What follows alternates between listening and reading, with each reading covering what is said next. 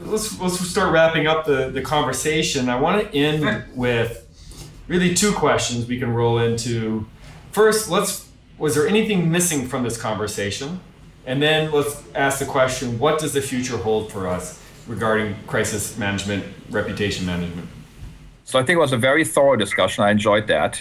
It was great because it really allowed us to go more deeply in some of these contexts and one of these topics.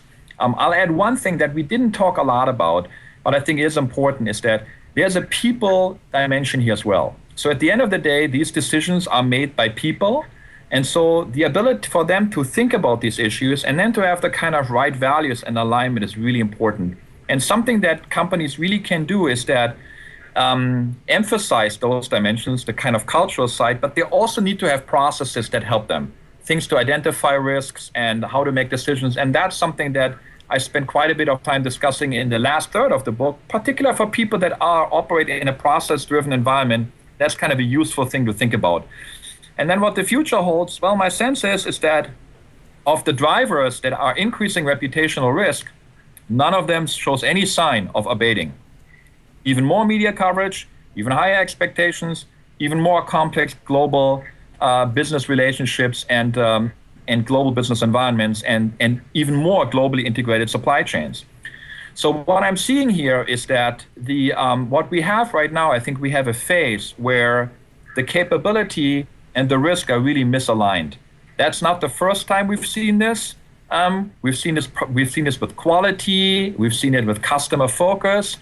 So this is what we're going to see. And what I'm noticing is that the work that I do with companies now is more and more not just driven by events. Something went wrong. Oh my God, what are we going to do?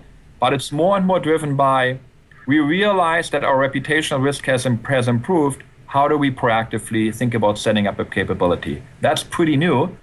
That's about a year or two, really where I, in my own environment, found that companies are starting to think differently about this. But that, to me, is quite encouraging because it shows me that companies are realizing that these risks are not transient, they not go away. They affect even the world's best-run companies, and that they have to get their act together on that. And that process, I think, is really starting all across the board.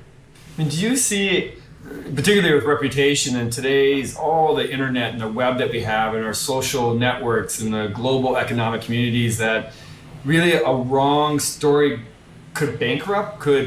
I'll use a false example. Let's say you're a soda company and you killed 6 kids because there's something tainted with that soda. Could it completely bankrupt an organization overnight? Oh, absolutely. We've seen it. We've seen it repeatedly. Is that there are issues that were so severe that the company never really fully recovered from that. Often they're then taken over either bought by another company at bargain basement prices or private investor, or they sell off. It's possible that there are various examples where companies never fully recovered. I mean, where really like a half the value, 2/3 of the value, 1/3 of the market value was wiped out and then never came back. This is particularly important when you're operating in regulated environments, and then the crisis also triggers some regulatory change, basically prohibiting a particular part of your business model. Then it becomes really difficult to ever come back from that. Banking is an example of that, of course. That's it. That's all the questions I have. I want to thank you for the conversation, the time. Great feedback. Thank you so much, Dr. Diermeier. Ciao. Ciao, ciao.